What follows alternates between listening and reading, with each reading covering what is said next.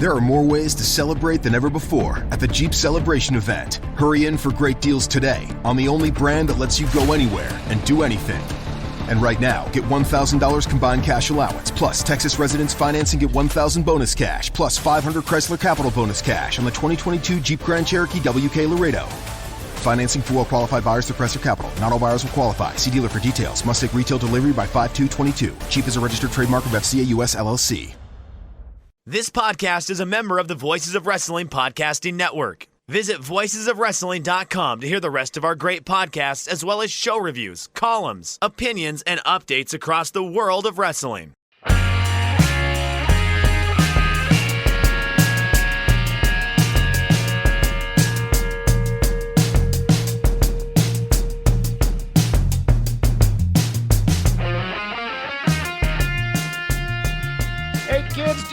Professional wrestling. Well, we like professional wrestling too. This is Shake Them Ropes. I am Jeff Hawkins, here as always with Chris Novembrino, taping on a early Friday for me, at least 11:25. I have taken the day off. It's my birthday, Chris. It's Willie Nelson's birthday too, Hawkins, yes. and Uma Thurman and Jerry Seinfeld and Andre Agassi. I know. So I would and Daniel put you Day-Lewis. Out of those six, Hawkins, I would put you solid 3 in the pack. Yeah. Willie first, obviously. Uma's kind of a babe, still kind of got a thing for her. Yeah. And then you. And me. And Daniel Day-Lewis underneath, he's a bit of an overacting ham. So yeah. Like, I kind of think that at times, number 3. To be honest with you, but everybody loves Daniel Day-Lewis, but I watch his movies, I go, he's just chewing scenery right now. Don't get me wrong, when he's understated, he's great, but when was the last time he played an understated role? I mean, even Lincoln, he's kind of chewing scenery in that thing. Drain! Oh, kind of chewing scenery in Lincoln. Well, I mean, in comparison to, say, modern-day De Niro and Pacino, who are just like, I'm also a minority opinion on Lincoln in that, like, I thought the movie was basically an inadvertent comedy because it was so over-the-top and farcical. Oh, the wacky adventures of the 16th President of the United States. Well, no, it was more like an absurdist comedy where, like, obviously Lincoln was a great man, but the way he's sort of portrayed in that movie moves him from, like, great American historical figure to, like, proto-god type, like, Christ-like enlightened philosopher.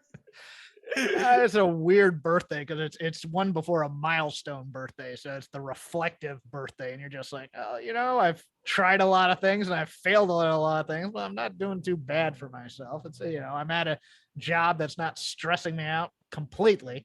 One more year I can be in the WWE's demo, so that'll be nice. Last year in the actual demo that advertisers care about. I treated myself though. I went before the show. I told you I had to go pick up a steak. I paid for a Wagyu, an A5 Wagyu ribeye. Nice. I've never had such a thing. It's a nice store too. It's called Butcher and Booze in Glendale, California. It's fantastic, and their selection of bourbon will make you weep. But it's one of those things where I go in and the guy goes, yeah, I had ordered it online and they text you when it's ready for pickup. And he goes, well, they cut it big, but there's nothing we can do about it now. And I almost started to cry out with tears of joy. It's like, yes, when you pay for an expensive steak and they cut it way too big. This is the age I'm at, is where I'm excited over meat. Like, birthdays when you're a kid are a lot more exciting because you get toys or electronics or stuff. Now I'm excited about meat, Chris. I mean, I'm basically at a point now where nothing makes me more excited than the prospects of getting a Mesa Bookie amplifier. Okay, so, cool. Yeah, okay, yeah. So I have these dreams at night of a 1x12 Mesa Bookie 50-watt amplifier sitting in my bedroom. Okay, good. So it's like, well, when I was getting Civil War books, that was nerdy, but now this. I am so glad that as I move into middle-agedom, I acquired hobbies that are somewhat cool. So it won't fully set into the general public how uncool I am until I'm 60, and by then I'm scot-free. Well, if you're 60 and you're like still doing night gigs on Fridays. I don't mean, know, maybe. Well, no, honestly, at that point, it just depends on what type of clubs you're playing. That's true. Like, if you're doing the jazz clubs around here, too, jazz clubs would be nice, but no, rock it's clubs there's some, at like no, if you're in the 2 a.m. slot on that Friday, Saturday. No, God help me if I'm overnight. still playing the double wide here when I'm in like in my late 50s. So no, knock on the double wide. They've been wonderful to my band and everything. That's but that's like the equivalent of like Wednesday 1:30 in the morning at the Improv on Melrose out here in LA, or the Comedy Store or something like that. You see these guys in their like late 40s who are still doing the open mic circuit. And you're just like, oh my God, I don't want to be that guy. But if I go back now, I'm that guy. So no, but like, yeah, ideally I have some sort of a residency at a place like the Balcony Club or something like that in my 50s where, I'm like the session guitar player for the evening. Get paid all right, settle in here. Goals, Hawkins. Got to have goals. What are your goals? My goals are to retire and to buy a house outside of the Los Angeles area. Those are my 2 goals right now, is to be able to keep this job and keep it paying, and to hopefully make enough money now to get out of LA and buy a decent house somewhere. No, like all that sounds awesome. I have like one question. Because I'm a little bit younger than you. I'm a millennial. Yes. What is house? Retirement? What is a house? I don't, because like my people that we can't afford. Hold on. You're in your 30s. You remember 2007, 2008 when everything came crashing down. I tried to black out that experience, and it traumatized me all through my 20s. But you're right. Now that you mention it, it is starting to come back a little bit. Yes. Yeah. The mid-aughts are back, and they're better than ever, Chris. Even in wrestling, in some ways, with Ring of Honor back and all these other things. Not big news this week, but interesting news that we'll talk a little bit about, and Chris will be the judge of whether or not it's interesting. Interesting to me. I will be the judge. Finally. Chief Justice No. Oh, God help us, no. No. Better country. Finally. No. Finally. Well, never mind. I'm not going to go into my judicial philosophy. I'm sure everyone would love to hear it. Podcast. It's your birthday, Hawkins. We've got 5 minutes for this. Talk to you about the wonders. Give me some originalism and federalism. Let me give you the wonders of constitutional originalism and federalism, everybody. First, we start. No, we're not going to do that. Opening the news. This guy loves Scalia, though, people. More of a Thomas guy than Scalia, but you're the only. I mean, let's move on. A fine American. Well, look, I liked the sarcasm of Scalia always. The only contract Bret Hart has with WWE at the moment is a merchandising deal. According to a report from Dave Meltzer of the Wrestling Observer, AEW was under the impression that Hart could not appear for them based on an agreement they believed he had with WWE, but Hart has said his only deal with WWE is for merchandise. However, Bret Hart said that his only deal with WWE is merchandising deal and has no other deal, Meltzer wrote in the Wrestling Observer newsletter. So that makes the landscape for this Owen tournament a little bit more interesting, Chris. Absolutely. And I think, as you saw FTR lean into the callbacks to the Owen and Bret spot, even with the tights and everything, it makes sense that Bret is the guy to ultimately kind of speak sense into these two dudes and have them break away from the Pinnacle. So I'm actually excited that this means that there's more of a potentiality that Bret Hart gets aligned with FTR, because I think that would be good for all three of them. Bring up that Pinnacle thing when we talk about the Cash and Dax match a little bit, because I think they should have leaned into that a bit as part of the story if they were going to do this match, but we'll get into that in the Lazy River section. Going over to Japan, New Japan Pro Wrestling returns to the PayPay Dome, the former Fukuoka Dome, on May 1st for its first show in the building since 2001, with the card taking a hit when both Will Ospreay and Tatsumi Fujinami tested positive for COVID this week. In addition, quietly, the situation has also affected WWE, as WWE talents are specifically told not to mention COVID positives without company authorization. But we are told there have been a few changes in television in recent weeks due to COVID, which changed previously announced matches. And this is all happening in the backdrop, at least here in America, of COVID numbers, despite what media coverage is sort of doing, ticking back upwards. Like very quietly here over the last month, we went from being like under 50,000 cases, which is kind of like what I would consider within the sustainable realm, to what now we're back over, like we're getting closer to like 100,000 cases a day again. Kind of quietly, kind of overnight here. Meanwhile, the national conversation sort of is centered around this notion that all of this is over and we can go back to normal. And I think it just sort of speaks to the dissonance between those two fact sets. Yeah, it's going to be also interesting to see, look, if this continues, and especially with, I don't know if Japan's still doing the 2-week quarantine or not, but the pay-per-view in June in Chicago, the Forbidden Door pay-per-view, I'm wondering what happens if things continue as they are. Yeah, and just as an anecdote from my own life this week, right? One of my students, she had a school play thing. Really, was really excited for her going into the school play thing. This is out in Virginia.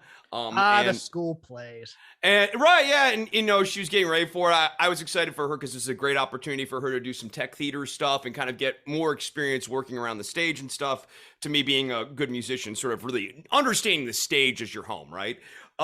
So she gets ready for this play. She actually ended up getting herself a speaking part and getting more involved in it. Super excited for her. The play happens here over this last weekend, and by the end of the weekend, the entire cast and many members of the audience had the coronavirus. Like the play ended up turning into a super spreader event. So this is still very real, very out there, and there are a lot of people emotionally and financially invested into saying that this is over, but for those of us who are not, it is not. No, but it is at least more livable now with the vaccines and stuff like that. Yeah, no. And to that point, I mean, Charlotte and her family being vaccinated and everything, she ended up having, you know, mild symptoms, but is still home, and you know, if you're symptomatic, stay home. Yeah, definitely. Yeah. No, it's still an issue. And also, you know, I mean, the tough part is even if you have it, kind of, you know, you're doing the right things here. There's always this like danger that you might inadvertently infect someone who has made choices to not get vaccinated and that sort of thing, and then they have a really bad episode, and then that weighs on your conscience. Whether how much it should or whatever, totally debatable and all that stuff, but it still weighs on your conscience if you're a decent person. Did you ever do school musicals, like the Christmas or the holiday musical? Couldn't call it a Christmas musical, and then other musicals in I never did the musicals. I was always doing the talent shows. We were always forced to when we didn't have to. It was like, you know, you buy the ready-made musicals packets from some educational company, and then you do them. I was always in the chorus. Never a real part in it. It's like always the chorus. I just remember one we did was about the 1890s. For some reason, I'm just like, do parents really want to come and watch their kids sing about the good old 1890s? I mean, Jack it was Sullivan and it was essential Sullivan. for me though. Like doing the stage stuff really helped me get over, when I was a teenager, stage anxiety. Okay. I used to and now like I get on stage. No, I still haven't gotten over my stage anxiety, to be honest with you. And I've done stand-up for improv for decades. It really required me having some like not great moments, like some meltdowns and stuff in my like teenage years or whatever on stage to realize like, okay, I basically had to like suck actively and in like an embarrassing way to learn how to manage and stuff. And like I now look back on those failure experiences as being invaluable. Yeah, I did a church musical and had a nice falsetto at the time. I hit puberty like the day before. I didn't crack on stage. It was just embarrassing. It was just the worst. I know I'm getting PTSD from all my performances as a kid. Oh, good Lord. Anyways, let's go to another story before I start getting psychological here. Oh, no, yeah, I'd hate for that to start happening on this episode. Well, doctor, I've always had issues when the first sign of the realities of the Discovery merger with Time Warner Media are not good for TBS and TNT, but not unexpected, reading from the Wrestling Observer. TNT and TBS are cutting way back on scripted programming. Discovery CEO David Zaslav has promised he will find $3 billion in cost savings across the new company in the post-merger era, according to an article in Variety. The article noted that the Warner Media-run cable channels will no longer develop any new scripted content. On the investor call for Discovery's first quarter business rundown on April 26, CFO, this German name, Gunnar Wiedenfels, said that Warner Media Assets profit projection for 2022 is $500 million lower than Discovery expected. And Discovery's better than expected results help offset that for Warner Brothers Discovery. Now, here on the States, not reading anymore, we saw what happened because CNN Plus was the victim of this as well. The people, Discovery didn't want CNN Plus to ever launch. They thought it was just a waste of money and a waste of time. Lasts less than a month, taken down. In terms of wrestling, this is interesting because AEW is not expensive per se in terms of the actual production and things like that. Now it does have, and it's not like while it is scripted, it's also not scripted in the way that you would think about scripted TV like this, right? Yes, but it's also not really a live sport either. So it falls into that kind of thing where it's like, it's not, because one of the things about sports is it's DVR proof. You want to watch live at the time. AEW still has that in some ways, although not as much as you'd think, because a lot of people DVR wrestling still to watch it. Also sort of interested in, I mean, like we remember there were stories about AEW developing scripted projects to help their brand and things like that. And I'm wondering if this also might have had something to do with Cody Rhodes jumping to WWE, because he had to go Big Show, which is, you know, it's not exactly a scripted thing, but he did have Rhodes to the top. He was interested in doing more on the production arm of he wanted to be a TV mogul, as did his wife. As did Dusty too. I mean, yes, they've always, the Rhodes family loves performance. Again, as I say a lot, I share an agent with Dustin Rhodes if he ever goes back into acting. But yeah, I'm wondering though what happens now with any kind of streaming deals or anything like that as they're looking to cut costs. I'm wondering, I mean, look, it's obviously in-house, so it'd be one of those things, but of course AEW would want to be paid for streaming rights. It wants to expand its programming to Ring of Honor, as we've been seeing constantly on the AEW television. And Discovery likes to do things on the cheap. Discovery are the masters of the non-union recreation program. So they true crime or whatever, those types of things. You see, from my point of view, before I joined SAG, I went out for those things all the time. I actually booked a couple and I never plugged them or anything like that, because I don't want people watching those things for the most part. But they are the masters of very cheap, on the fly programming and getting a lot of it in there. How do you think this affects AEW, if it does at all? I mean, I think how this affects AEW is that it's going to be very hard for them to get additional juice from the network. I don't think it results in the network trying to gut them in any sort of aggressive way immediately as part of the $3 billion or anything. Like, I'm not. But they're going to be tighter on the purse strings. Right. And so, like, when if AEW wanted that big network push, it seems less likely now than it did a couple of years ago when they were getting. I mean, they're getting a pretty great treatment from TNT Network initially. They still are, and they're in the new version that's playing during all the NBA playoffs and stuff. Wrestling, even though Rampage is the only show on there, it's featured fairly prominently in the ads for TNT. Yeah, and I mean, the Shaq synergy was actually great for them. That's the thing where, like, where could this potentially hurt? I think it's less synergistic moments and interactions with the network, which is unfortunate because I actually think, I mean, frankly, I think the wrestling tie-in with the basketball world makes a lot of sense in a lot of ways culturally. And to have, I think it'd be good for AEW and in a way actually kind of cool for the NBAers too, to have this tie into a wrestling promotion. The Inspiration have left Impact Wrestling, saying they need some time off. It is rumored that they're going to be trying acting for a while. I also think they're probably just going to go to Australia for a while, because I don't think either have been back for 3 or 4 years. They dropped their tag match on Impact Rebellion this past weekend. That's an interesting call, especially for Billy Kay, just because, look, this town is very 20-something centric in terms of young women getting into acting. It's not that they're not very pretty and very beautiful. Billy Kay is, I think, 34 or 35. So I mean, I wish them the best of luck out here. It's a grind. I think at least one of them's coming back to wrestling, though. I think Cassie Lee will come back to wrestling eventually. I think Billy Kay will eventually go back to Australia, though. Yeah, I mean, because her husband's there too, right? And Billy's always been more of a personality than a wrestler. Yes. And she's a very good personality. She's very funny. She's very good. Yeah. No. She's got. I mean, it's kind of a weird skill set, but she's got the pretty girl who's actually funny thing down very well. Yeah. No, I heard from people in the Florida improv community that that she has the goods when it comes to doing actual real comedy and yes, being a pretty girl in comedy is tough because you'll the thing about that is because people, I mean, it's sort of a double-edged sword, right? People grade you on a sharper curve too because you're pretty, and so they go like, "Oh, you've got that working for you, so you need to be really funny now." Sometimes, if they're trying to sleep with you, sometimes they'll laugh at whatever you say and tell you it's funny too.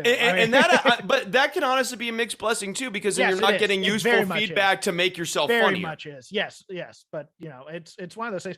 I could also see Billy Kay getting, booked on sitcoms and booked in commercials. And she has, like you said, commercials she'd be great at. That's what I'm thinking. It's weird because you don't get a lot of Australian actresses in American commercials. So maybe the room is back home to do that kind of acting. But yeah, I think she has the chops for it. Definitely. She was making chicken salad in WWE for a long time. So yeah. The headshot thing was great. Yes, it was really funny. And she was doing a lot of stuff in WWE kind of on the underground mic circuit where you just talk on like some random video thing. And whenever she would do one of those are always very funny. Oh yeah, the thing with Kathy Kelly when they lost the Rumble, both of them were just you go to journalism for that? She's great. She's very funny. And this is on my lazy river, but while we're on comedy and chops, we gotta give some props to Kevin Owens, Seth Rollins, Sami Zayn are just all fancy. Seth Rollins' character might be grating, but the vignette with Kevin Owens in the back where they're discussing how Seth walked out on him, and he does that gasp, like, how dare you type of thing. I was howling at that. You may not like their characters, but they have such great comedic chops that they're hard not to love. Yeah, like Owens and Zayn, especially Owens. Yeah, like Kevin Owens always. And he's more of a straight man doing funny stuff too. That's the good thing about him. Yeah, he has the quick react. No, he does tend to work as the straight man, but what he's great at is the exasperated reaction straight line. Man. Yes. Yep. Yeah, he's so good at that. Yeah, which was my strength. In comedy as well was playing the guy who reacted big to somebody else's absurdity. It's why I don't really like the whole his obsession with liars or whatever right now, because it moves him more to the wacky man, and he is just way better as the guy where crazy stuff is happening around him and you live through Kevin Owens's exasperation. The Frank Grimes situation from The Simpsons. Like, why do you all like this guy? He's a moron. Yeah, that kind of thing. We might talk a little bit more about that in the Lazy River. Injury news. Sammy Guevara injured on April 27th in the ladder match where he lost the TNT title to Scorpio Sky. A few minutes into the match when he climbed to nearly the top of the ladder and came off with an attempt at a 630 body block. And he came down so fast that Sky couldn't break his fall, landed on his neck and his left shoulder. Says he's okay, but he hurt his neck and his back. Yeah, that spot. I watched that spot a couple of times. Because Sky was not there to really break that at all. Like the most, I mean, and actually, if you watch it, you might go, "Oh, well, the leg catches Sky," but the leg actually catches Sky after Guevara has already hit his back and shoulder to the ground. So but he's already hit the ground. Yeah. So there was no actual break from Sky. I mean, it was a really questionable move at that time. I remember watching and going like, why did you choose to do that spot here? Like, because it was a 630 corkscrew, not even a splash. It was a corkscrew like body plancha. So it was going to end in him sort of heaping on the ground. It was just going to be a scenario where Sky blunts it a little bit, and then Guevara kind of duffs it onto the ground, and it's not so bad. But like, I just thought it was a very questionable choice in the match. I'm glad that he's not more severely hurt than he is. But I remember watching that and going like, well, that was a really stupid move right there. I mean, I'll be honest. I thought the Spanish fly onto the ladder was a very questionable move in terms of like safety. Not like, okay, back by drop on the ladder. I just think the corkscrewing and then like laying your back over an uneven plane like that just seems like an unnecessary risk for the vertebrae for a spot that wasn't even like the main spot in the match or anything. Yeah. We're going to talk a little bit more about the ladder match in the Lazy River, I think. Sure. I had a few things that grinded my gears about that match, even though I overall enjoyed it. There's a few things where I'm just like, oh, we're rushing these types of matches for the last. You don't like hot potato title changes? You know what? I'm going to defend that in the Lazy River. Okay, all right. Well, I think I will. Then we're gonna rumble in the Lazy River. Okay, that's cool. It's gonna be the Rumble River. Okay, yes, but these constitutional arguments between us. It'd be more even-handed. You have a chance. Well, I've taken a few law classes. Let me. Tyson Fury, heavyweight champ, supposedly retired, but money. Not finished fighting though. Been talking a bit about fighting Francis Ngannou, UFC heavyweight champ, in a somewhat of a hybrid event, but also chirping up being on that Cardiff Wales Stadium show.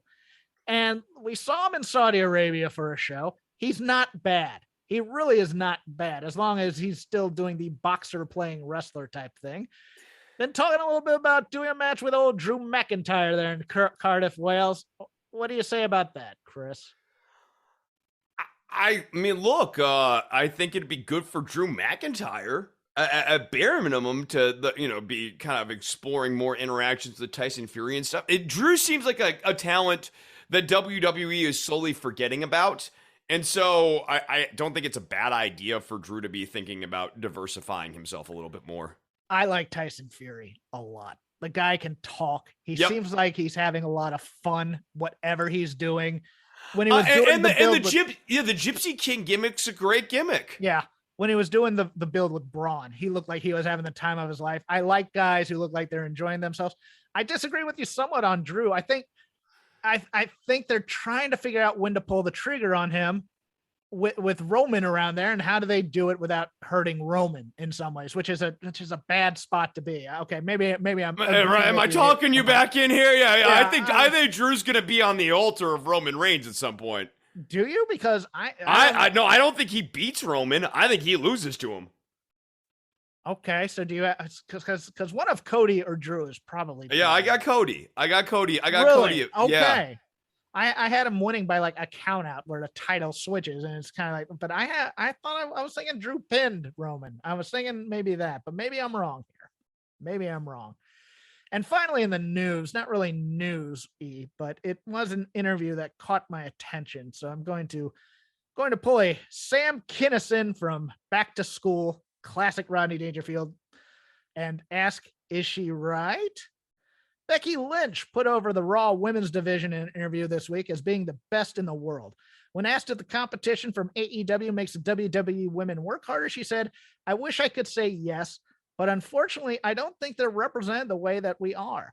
They don't get as much time as we get, and they're not as good as we are. We have, certainly on Raw, we have the best women's division in the world. And I say that without any hesitation in my voice. We have the best women's division in the world.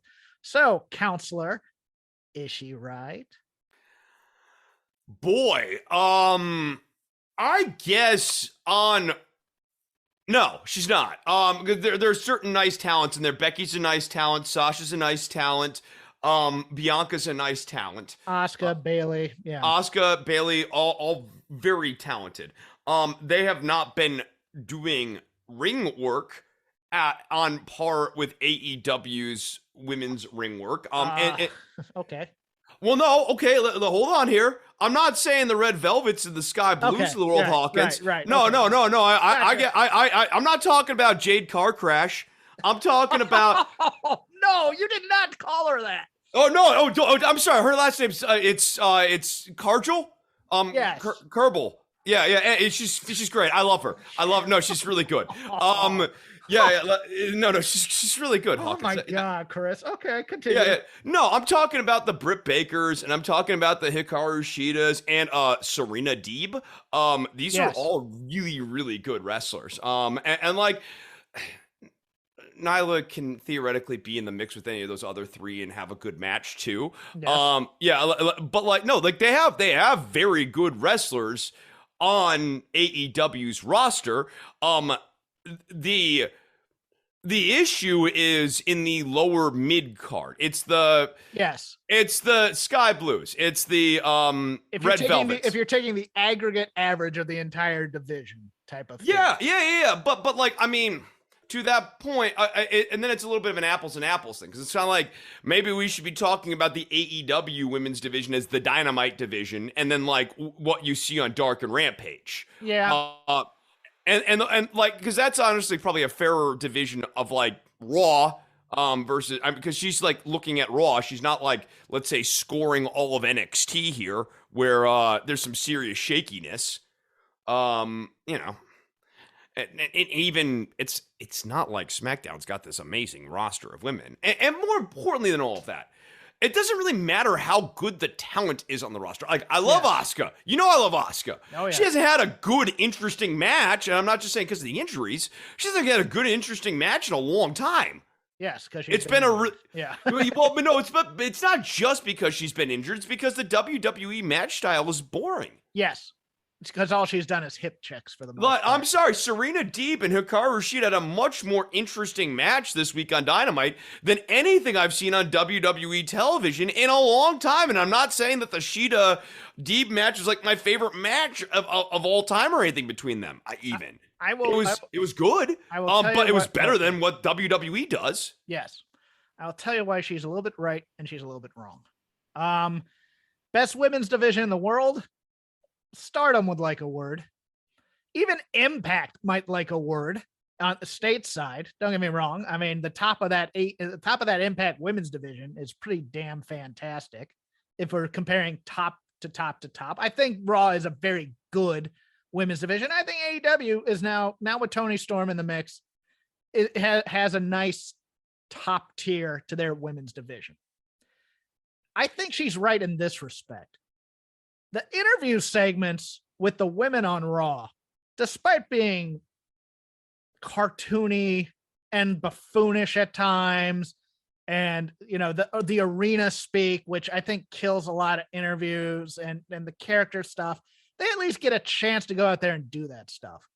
This interview segment, again, we had another Jamie Hayter, Toni Storm. This time we're adding Ruby Riott in there, and Britt Baker thing with Tony Schiavone was horrible. It was death. And if they want to build up the women for the women's Owen tournament here and make it mean something, 30 seconds into the camera would do a lot more good than these women hate each other and are fighting backstage, but they can't fight each other because they've agreed to no physicality. And they're making jokes about catering, which I think is death in a wrestling program right now. They don't get to cut great promos, but I did I liked the Deeb video promo.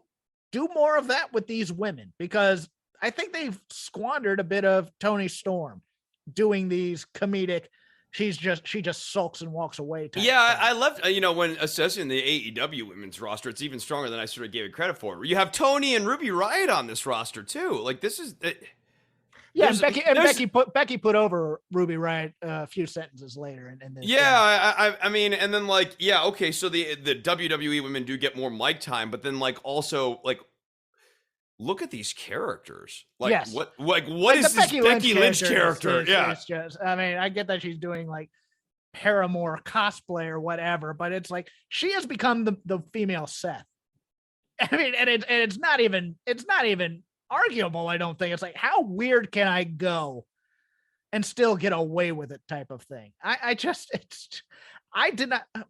We're getting to lazy river right now. No, but Seth and Becky both feel like characters very much for their own amusement rather than actual wrestling characters that are designed to really draw meaningful heat. Yes, and they're playing it big because Vince loves that type of stuff. But man, I hated this Becky promo, and I love Becky. I think she has some acting chops, not as much as people have given her credit for because she took a couple acting classes at Columbia College in Chicago, and people thought she was a theater person. I'm not going that far, but I Asuka. Oh, God bless Asuka. Asuka, number one, looks like she's having the time of her life whenever she's out there. But the flick of the nose, the one thing I did like about that was the attempts at violence right afterwards, where Asuka ducks her and then tries to do the spinning back fist, and Becky gets out of there real quick.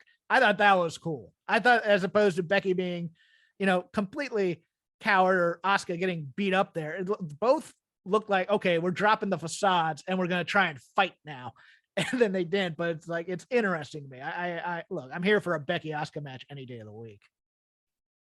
Yeah, the Becky Asuka match will be fine. The build's going to be dreadful. It's cartoon villain versus cartoon Asuka. Yeah, let's clean up Asuka because the green face paint, the goo was part of the whole Kabuki Warriors or heel type thing. But let's get back to Asuka, having some normal makeup on or something. I think they are just very into the idea of Asuka has the mist. Or the psycho clown thing that you used to do, the zombie clown thing. That was cool too, but that was more of a heel thing. So that's it for the news. We now, with no sponsor, get into the lazy river. Whatever we watched over the week, be it classic wrestling, new wrestling, something that caught our eye, what have you, goes here. I will start with a quick one and then throw it to Chris because I just overtalked in that last part. But I rewatched Battle of the Belts, and I didn't bring this up during the Lazy River last weekend, so I'm going to bring it up now. This Satnam guy from India that they have, he has something. I'm not saying he's going to be a great wrestler, but in terms of giants and personality, what he did on last Saturday, completely, or 2 Saturdays ago now, I guess, completely made up for the terrible debut that he had on the Dynamite after Samoa Joe beat Minoru Suzuki. He has some acting chops here, more so than any other guy other than maybe Paul White and maybe Morrissey, although Morrissey's still growing a bit, but Satnam had something there. I don't know if you got to watch Battle of the Belts or not. I don't know that I actually caught the Satnam thing. I think I saw part of. I think I did watch some of it, but they killed Jonathan Gresham at that time. He's slamming him from his knees. Doing that. The other person, I guess, kind of along similar lines, who stuck out to me this week is Nick Camarado. Okay. I think that they're misusing this guy. He's got size. He's in great shape. He's got the intimidation factor, and I think he's just really lost in the mix here in the factory. Like, this is a guy I think needs a more meaningful monster mid-card push. I don't disagree with you, but I think they did a lot to protect him in some ways in that 6-man versus the Blackpool Combat Club. They sacrificed him to get Wardlow over, and that's fine. In this one, he was getting as good an offense in, and it was doing as little damage to him for a big guy. They kind of are starting to do a slow rebuild on him here, so I'm kind of hopeful. But yes, he is. I mean, dude, everything about him just screams that if he can go in the ring, he could be a presence here. Yeah, he's got the look. He's got the classic intimidating heel face. I mean, he's got a face that is never turned baby face, sort of, it's kind of like, this guy would have been the number one heel in world class. Yeah. He'd have been he'd been in Skandar Akbar's army, or the court, or was it Demolition Incorporated? I think that was, or something like that. Yeah. Whatever he was calling it. And he would have been one of Skandar Akbar's Island of Mist. Yeah, he has a little John Nord / Bruiser Brody, type of thing going with him. I completely agree. Yeah, and just, I mean, there are big guys, there are tall guys, but there's a way that you fill out the frame And Camarado's got that. Like he just fills out the frame in a way that really speaks to physical intimidation. I thought the pairing of him and Yuta was good. The actual the match that we're kind of referencing or talking around here. I thought the end where Yuta like beats him by like reversing the Stampede and just using like a bunch of elbows to get a pin was like weird and like clunky, and I didn't love it. Okay. But I get what they're trying to do with Yuta. Yeah, they're trying to toughen him up. They're trying to make him, for sure. From a high flyer to more of a quote unquote technician / brawler. But it is your turn on the Lazy River, sir. Okay. Let's talk a little bit then about. I guess let's go ahead and do it. Let's do the ladder match here. Okay. Sammy Guevara ends up going up against Scorpio Sky here. Scorpio Sky defeats Sammy Guevara to get his TNT title back here. It's just so weird to see people aligned with Dan Lambert get turned into baby faces and have Dan Lambert serve as like a baby face role. And because Lambert even seems somewhat uncomfortable doing this. Like it's just I mean, like it's weird. It's like it's weird to see this, this guy, this 50-year-old man comes in and starts berating this woman, and like then she kicks him, and the crowd's like, no, that was horrible. How could you? It's like poor Dan Lambert's this sweet old man. Well, there's bad and there's worse. It's like, we don't like you, but we hate her. So I know. It's just like he's such a natural heel energy. Yes. And you got that in the post show or post match as well when Kazarian comes in and he and Scorpio Sky kind of embrace and then Paige and Lambert are just like appalled by this in every way. I had a couple of problems with this one, and most of them go to the barbed wire spots, which weren't really barbed wire. There was wire there. Don't know if there were any barbs on that thing. And look, I don't mind that. I don't mind guys not getting cut up for my personal entertainment on a weekly TV show. But you did 3 of these spots where guys get thrown in the barbed wire and they're right back up. The one with Guevara going off the ladder, landing into another ladder, and then still needing to do like a showy springboard thing to make it. No, I'm sorry. That should have been the end of the match. We're running short on time, guys. I got to get my last spot. And no, just have that be the end. Just lay down after you hit the barbed wire ladder. That's like the gimmick super weapon. It's the gun in the forbidden gun was the barbed Chekhov's wire. gun? Yes. Yeah.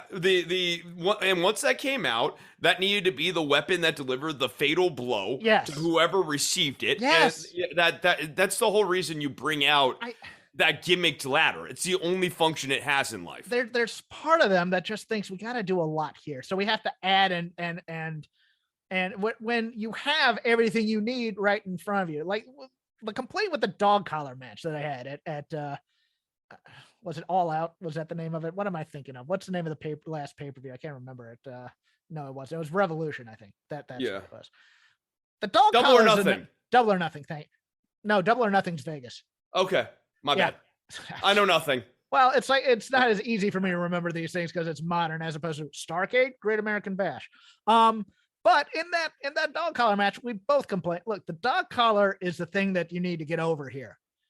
And when you bring in thumbtacks along with the dog collar, it takes away from the actual dog collar part. And they do this a lot in all these types of street fights and other things like that. Like we might get into the street fight a little bit later, but it was just like, okay, a barbed wire ladder.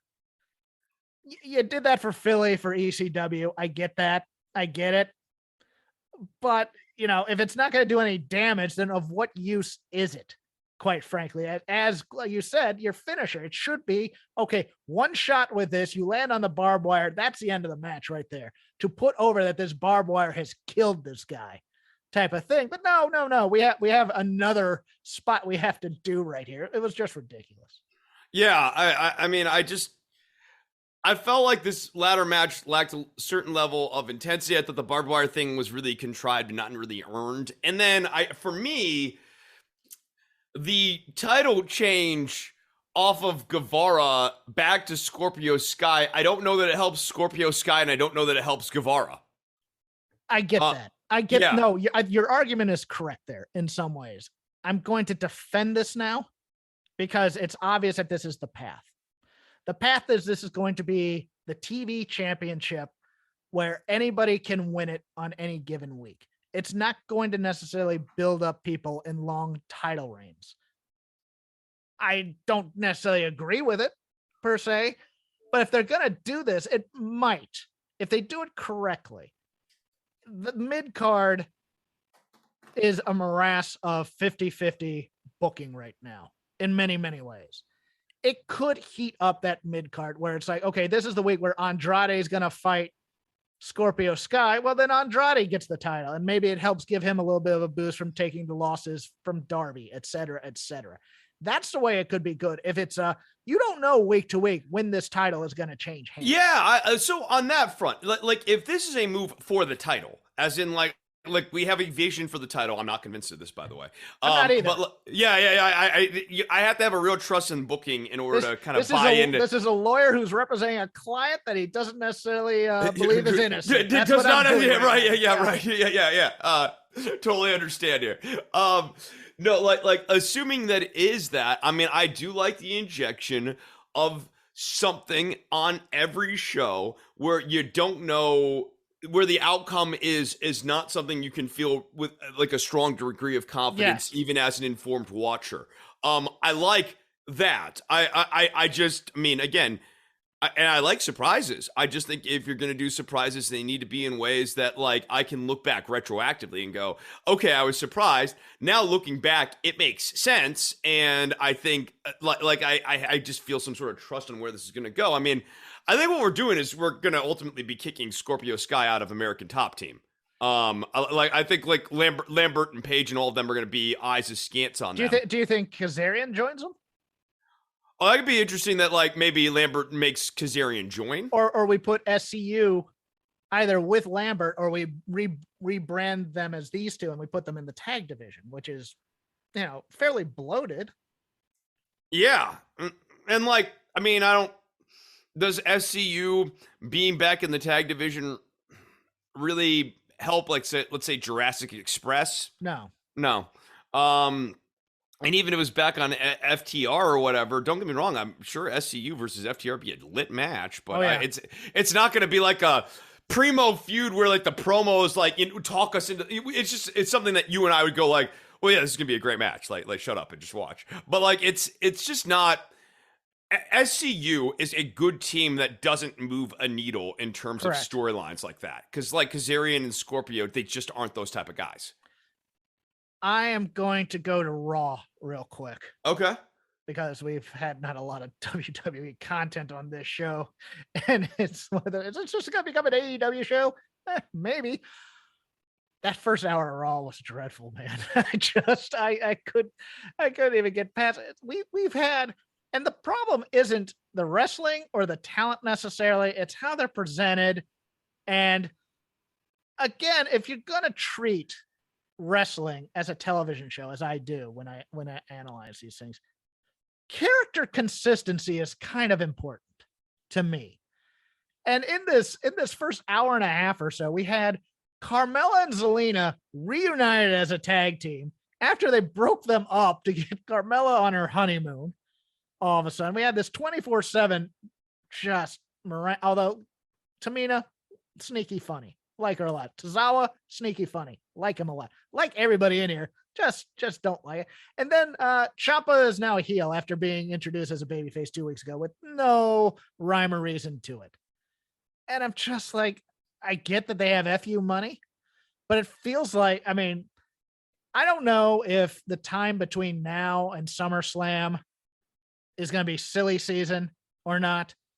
I know that the time between now and Backlash is kind of replaying the hits because WrestleMania Backlash is just, we're going to run back all these matches for WrestleMania again. We had the arm wrestling segment as well, which, arm wrestling segments in wrestling go hand in hand in my childhood. But like, let's talk about this main event Ezekiel character. Yes, like this character sucks. He's horrible. It is taking a creator wrestler who has no personality, and insofar as he has any personality at all, I'm Ezekiel. Right, it's by referencing the fact that he is, but also is not Elias. Like, the most personality this guy has is his reference to "I hate interrupting people," which is a wink, wink, nudge, nudge, know what I mean, say no more, about how Elias used to come out and interrupt people. This character sucks, and as self-indulgent as Seth Rollins and Becky Lynch are, and their characters entirely for themselves, and maybe one 70-year-old man in the back, 75-year-old man in the back who needs to consider other jobs. Ezekiel's worse. Like, he's not even amusing to the performer who's doing it. The only person amused by this Ezekiel antic is slightly Kevin Owens, who's just having fun, like, trying to do a straight man to this, like, absurd gimmick. And then, obviously, Vince McMahon. He's the only one who finds this shit funny. Yes, he's the only one who finds it funny, but I'm going to say something to you, Chris. It's going to tick you off. It's getting over. The Ezekiel character, for right now, being teamed with all these other, and it's mostly a product of the people he's there with. Right, no, because it has nothing to do with the ring work. I mean, that's where he's not...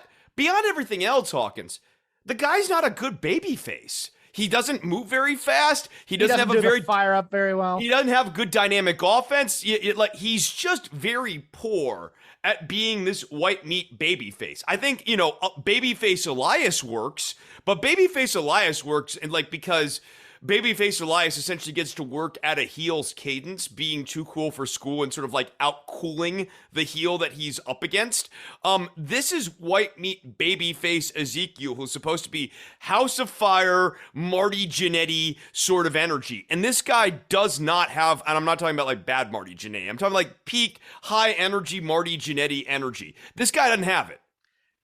He has, it's funny to me because he looks great, though. I mean, in terms of his body and being in shape. So did Jannetty. But hold on. No. Not to this, but this guy looks like bodybuilder dad, unfortunately, though, because he doesn't look like the younger brother. He looks like the older brother of Elias. And the reason they changed up his look, I guess, from what I've been told, I don't know if this is true or not, is that he looked too much like Randy Savage when he was Elias.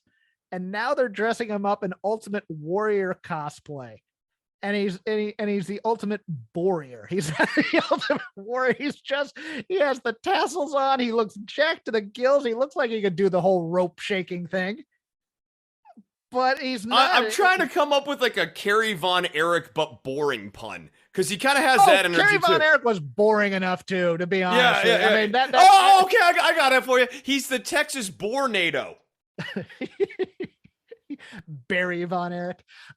He's just because Kerry was over, but and he had good matches in World Class, and then he got to WWF, and of course he had the foot thing, and he can only do a limited amount of stuff. Yeah, what's funny though is now that you know about the foot thing, go back and watch some of those matches. He's actually doing some pretty incredible work for a guy on one foot. No, yes, if you do it on a curve, he's doing some incredible work.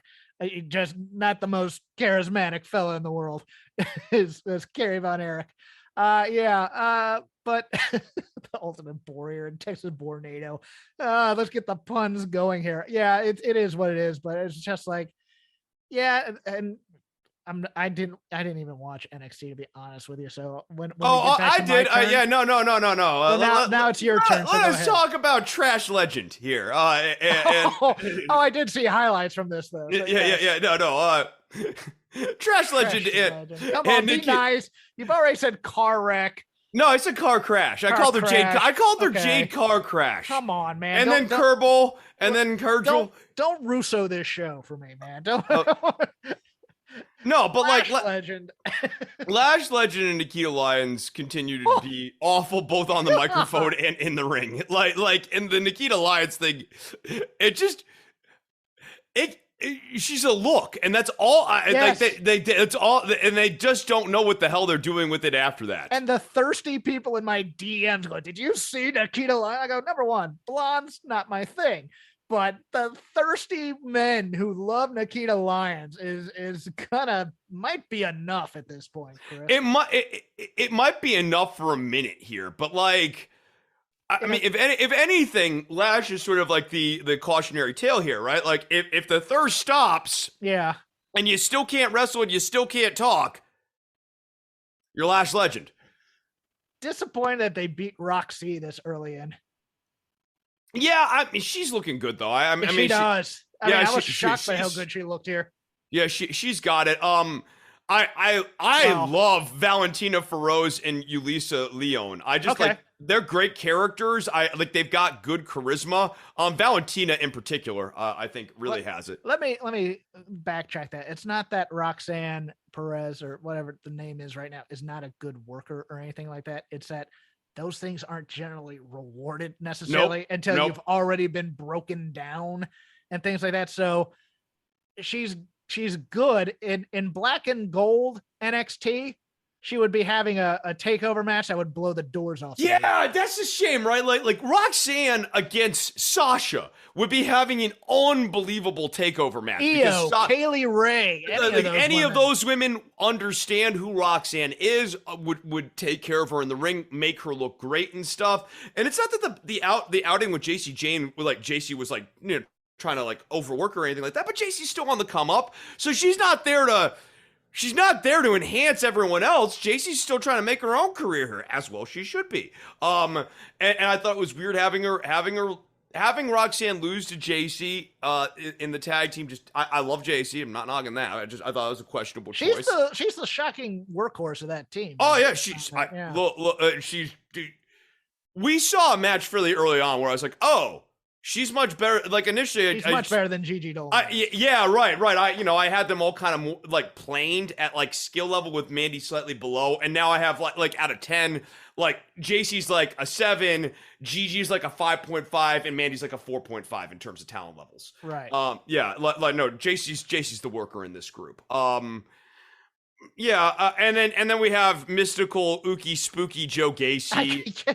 When I saw Druids, I went, thank God I didn't watch this thing, but we've decided to port all of the Bray Wyatt stuff to Joe Gacy.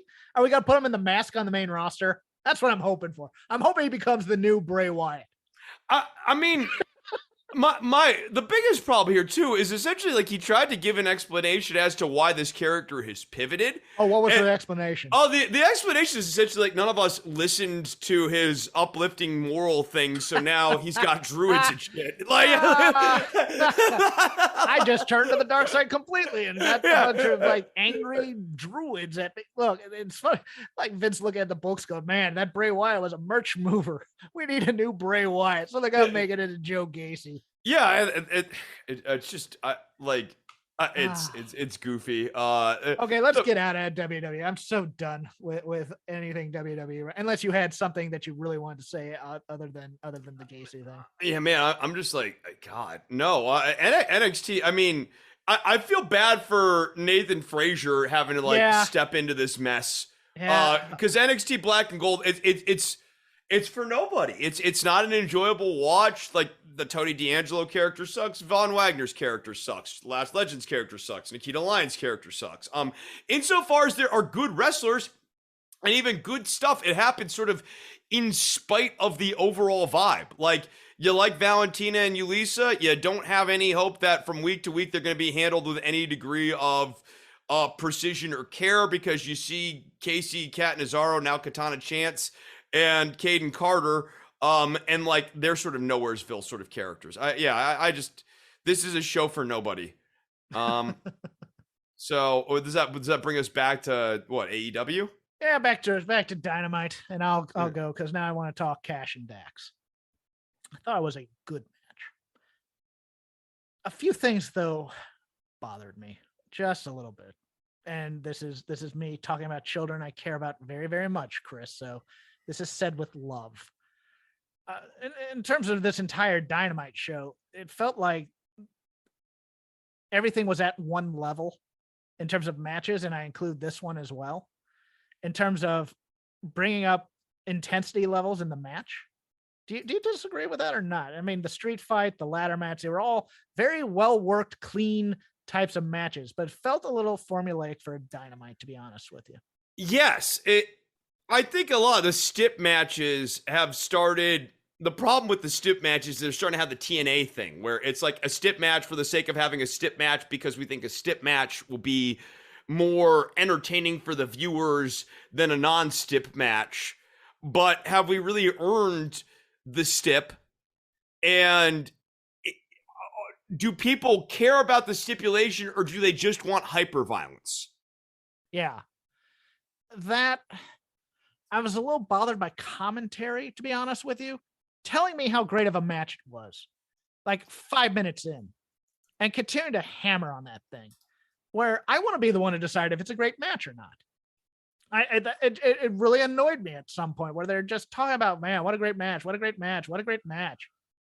And also, I'm gonna bring this up as well, because while I was very hyped for this match, it made no sense in kayfabe. It didn't. You want two tag team partners to fight each other because they like Owen Hart. I get it, but what is the point of the Owen tournament? There are no stakes to this Owen tournament that have been established yet. So having two guys who liked a guy do it as a tribute, that is fanboy wrestling stuff that breaks the fourth wall. And I think it's bad for wrestling mostly. I do. No, my big problem with this Owen Hart tournament has been, it's just like, don't get me wrong, I love Owen. Owen's like one of my favorite wrestlers of all time, but it's not enough to just be like, I want to win this tournament because Owen's awesome. And there needs to be like all tournaments in like any sport have some sort of weight to them. Like winning the tournament means something for either a future opportunity or is in and of itself an accomplishment where like you get like the annual trophy or something like that. Like you are the Owen Hart ring, you know, like I get they can't do King of the Ring, but like, you know, some sort of thing like the Ring King or something, you know, like it means something, and like being Ring King or whatever it is. Yeah, well, like entitles you to a title shot. Yeah, well, King of the Ring was originally just to get Harley Race over, to be honest with you, at some, or at least I get that. I'm not. What I'm saying is that like if you're gonna have a tournament like that, it's got in a promotion, it needs to have some sort of opportunity stakes to it, or a major. I guess the other way of doing this would be you have it as $1 million prize. Like if you don't want to actually, I mean, this is a narrative cop-out, but if you don't want to actually associate like the top title or even the mid-card title, God help us that TNT title ever get involved in this, like then you make it $1 million tournament. And so the reason Dax and Cash are fighting, even though they are best friends and tag team partners or whatever, is that $1 million is a lot of friggin' money. Yes. And both these men have families, and they both understand and respect that like winning the money would be good for their families. And so they're gonna go out there and try to win. And maybe they even have like a gentleman's deal where like, you know, they'll split a little bit of the purse with the other one. You know what I mean? Like something. It doesn't require massive amounts of narrative lift, but it does require a little bit. Well, my other host on the Dynamite show over on Fight Game Media had a brilliant idea, I thought, and I'll get to it in a sec. But yes, it used to be you put a tag team guy in these types of tournaments, and you'd be wondering, can he wrestle like this? And then sometimes tag team partners would have to wrestle each other, and you'd wonder about that, and there'd be that intrigue. But really, I don't know if they've decided if they're going to break off FTR from the Pinnacle or not, because CM Punk kept mentioning, you know, who they were associated with, even though it looked like they had a bit of a blow up there. I think they could always go back to FTR being in the Pinnacle. Now, if they were going to choose not to, the thing to do here would have been to have a story as opposed to the tribute type of thing. You could have done the videos and vignettes after it was announced. But MJF goes, hey guys, good news. I got you both in the Owen tournament, man. Oh, great. Thanks a lot. Blah, blah, blah, blah. Bad news is you're fighting each other. See ya. Bye. Boom. Instant story, instant connection to the rest of the television. And then you can cut during the match to Spears and MJF really amused watching these two guys fight during the match. And at the end of it, MJF can act like he cares and stuff again, but you've now established that like MJF's a little sneaky prick. Yeah, pretty much. Be way more a sneaky prick who enjoys tormenting these two guys. And like the question is now, how long will it be before Dax and Cash finally put it together that MJF has been trying to pull the strings on both of them? Mm-hmm. And yeah, it was a fine match. It didn't go to that next. I would have also liked to have seen Cash been upset for losing. That's the other thing. It was a fine tribute to the Hearts, but it wasn't an FTR match. It wasn't even as good as like WrestleMania. I mean, the problem with an impression or a copy of something. Tribute spots is what you're looking for. Tribute spots, but like I was thinking like a quote, like the quote is like, a copy of a beautiful thing is inherently an ugly thing. Okay. And I wouldn't go that far for like, tribute spots and stuff like that. But I do think it speaks to the burden that tribute spots and that sort of thing are always going up against. Yes. That there is an uphill slog where another analogy to this, or another weird sort of way of getting into this convo, would be like, it's the Ghostbusters theme song versus Huey Lewis and the News's I Want a New Drug. If you are going to make a copy of something, you have to add something else into the mix that makes it better and meaningfully better. Real quickly, in the case of Ghostbusters, for those who are not, because you know where I'm going with this, but for those of you who aren't familiar, what makes Ghostbusters better than I Want a New Drug by Huey Lewis and the News? I ain't afraid of no ghost. That whole section is completely different from I Want a New Drug. I mean, like, they went to court over this. This is like a plagiarism lawsuit, and it's a textbook case of like riff plagiarism. But the Ray Parker Jr. version has a completely different section in it that is, frankly, more interesting than anything that Huey Lewis and the News come up with for their chorus. They do something different and something better. And for me, this FTR match was basically just playing I Want a New Drug, but doing it instead of A minor in B. Yeah, I'll go even more recent. The Batman, the latest one that just went on HBO Max, to me is entirely derivative of Seven and Zodiac, both of which are better movies. And it didn't really add anything new or different to the Batman mythos. So I found it dull. I know a lot of people liked it. I found it kind of dull at times, like the first hour and a half. And I liked Colin Farrell doing his Robert De Niro impression. That was nice, as the Penguin.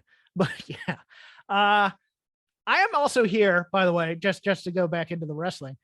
I am here for William Morrissey on Impact next, or not Impact, on Dynamite next week. If it is him, if it's not a swerve for Enzo, and I think Enzo might show up and get a powerbomb symphony, but Morrissey in Impact, and I've been watching a little bit of Impact. I'm thinking about adding that to mine and replacing NXT with Impact, because they're doing some really good work over there, and they have some really good people like Macklin, and Speedball Bailey was really good at Rebellion this last weekend, and Josh Alexander is just fantastic as usual. But Morrissey has gotten his crap together.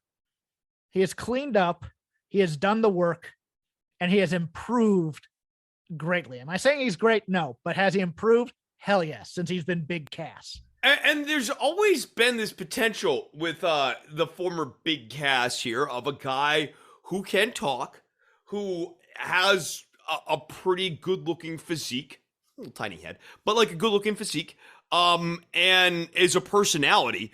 And if he actually has all his act together now, would be real interesting. I mean, look, Enzo, I think, has toxified and poisoned the well forever.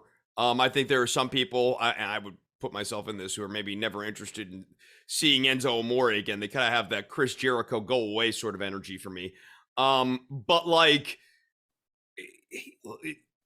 when you think about on mic personalities of the last decade who were like actually like nascent up and coming stars, Enzo does really stick out as like a guy who had like an amazing connection or crowd connection. Yeah, I'm gonna be interested to see how the Dynamite audience reacts to him. That's gonna be a very telltale sign as to whether or not he has a place to jump after his Impact. I will tell you, if Enzo comes out and he if it is Enzo and he comes out and he gets nuclear heat, I don't know, that might be a place for him to go too. I was saying there was going to be an Enzo spot for him to to try and interfere and end up getting power bombed in some way, because they've done that kind of thing at Ring of Honor. Or maybe, but their working deal with Impact is their working deal with Impact, and Enzo has nothing to do with that. I could just see a power bomb symphony on Enzo being a little bit easier while you save a big Wardlow Morrissey match for later, because Spears was on Dark or whatever it was talking that this guy is Pinnacle material. So Morrissey might be someone to consider, because I thought it was going to be Brian Cage, and I was just ready to groan, to be honest with you. But Morrissey in a heel stable being able to do heel things would be intriguing to me in Dynamite, in terms of the talent they have there and things like that. Although they have a lot of big guys there now, they may not need him. So, and I was just looking at, I think an Enzo heat spot one time for that crowd, which would hate Enzo, might be worth it to help get Wardlow over. I'm not for nothing. If you really want to get him nuclear real fast, have like Enzo come out and dog talk a popular woman like Shida or something like that. Yeah. Speaking of which, what the hell was Shida wearing in that street fight match? Because I think this is inappropriate for a fight. Yes, no, I mean, like, I feel like Shida has been copying a little bit of the look of Tifa from Final Fantasy VII for a while here. Okay. But like sort of loosely. And I kind of felt like that was sort of where that was going. Can I bring up a difficult question? Sure. Perhaps. White top, water spot. Yeah. This was on purpose, correct? Titillate a little bit, maybe? Yeah. And we know that this industry is based on sex and cosmetic. But the problem with that, though, is that match wasn't, right? What that match to me was about was Serena Deeb showing off a really good-looking black eye at the end of it. Oh, God, yes. No, for real. No, like to me, the whole point of the match is establishing that these two women are tough. They're tougher than you. You, the straight man who sits at home and is like, I know stuff about being a man. Like, these women are tougher than you. And like that to me is supposed to be the point. Is that what I'm doing at home? It's kind of weird. You're on your incel message boards or whatever. My incel message board. Yes. Off. Yes. Well, not you, but Okay, I thought you were talking about me. Not you specifically. I don't know. Maybe you got off of those. You're no longer. Oh, I got off of those. Yeah. Okay. All right. Good. Well, there you go. Unless you count F4W, but I don't. I'll leave the door open. No, let's not. Maybe a mod there. Anything else on the Lazy River? Because I have nothing. No, I don't. WWE has made it very easy to not talk about AEW or WWE very much. Yeah, I flipped off WWE and decided to go back into my Snuka Gordy watch from Georgia. Right, like it's just very like, okay, Finn Balor had a match against Damian Priest, and I feel like maybe a year and a half ago we would actually have like minutes to talk and like not talk about for like an extended length of time, but we might talk about like a little bit. But like it really, I mean, it just meant nothing. Like so much of the WWE stuff from week to week, The Miz versus Mustafa Ali, the actual match meant nothing. The only thing that matters is like Ciampa turned heel at the end of it. Yeah, well, interesting enough, Ali was originally in the early drafts scheduled to lose that match against The Miz, which would have made it even worse, to be honest with you. No, yeah, especially because like The Miz's character on WWE television is that like he can't actually wrestle. Like that's kind of that's the character. Yeah, I'm not saying like the guy's like the worst wrestler in the world. Like literally, like the character is like this guy isn't a good wrestler. He thinks he's I'm here to be a TV host, not a wrestler. Right? Yeah. He like this is it. I'm here to be a talker. Yep. And Sonya Deville, I love Sonya, but like this, whatever she's doing just isn't working. Yeah, I just don't want heel authority figures. It gets back to the whole thing we talked about, where it's like, yeah, this is a very talented women's roster. Bayley, Sasha, Asuka, Bianca, Sonya Deville. A lot of very good wrestlers on this roster, all of whom have characters that stink. Yes, I would agree. And with that, we'll call it a week so I can go cook my steak. This has been Shake the Ropes. You can follow me at Crap Game 13. You follow Chris at DWATG. You can just follow the show at Shake the Ropes, all one word. Plugs for me. Every Wednesday, I'm on the Fight Game Media Network directly after Dynamite, or about 20 minutes after we record, with Paul Fontaine, called The Dynamite Show. It goes up about an hour after Dynamite's finished. You can get that on Patreon, patreon.com/fightgamemedia. Chris also does another podcast concerning politics. It's called Don't Worry About the Government. Yeah, Don't Worry About the Government should be out with another episode here at some point. I wrote a slate. You can go check out the last episode, which is on like Ukraine and the Oscars and that sort of thing. So a little old, but you can go check it out over at patreon.com/DWATG. We'll be back talking about Musk and Twitter, talking about the midterm elections. What else I got on here? Gerontocracy in the American government. And the case for peacekeeping forces in Ukraine. You can check that all out over at don'tworry.tv or at patreon.com/DWATG. That's a wide swath there, Chris. I cover a wide basis. Underdog Fantasy is the fastest growing fantasy app and easiest place to play fantasy sports. Just jump on UnderdogFantasy.com or download the app, draft your team, and that's it. And if drafts aren't your thing, they also have a pick'em game where you can win 20 times your money in a single night. Use promo code RADIO, and Underdog will double your first deposit when you sign up with up to $100 in bonus cash. Deposit $100, get $100 free. That's promo code RADIO. Terms and conditions apply.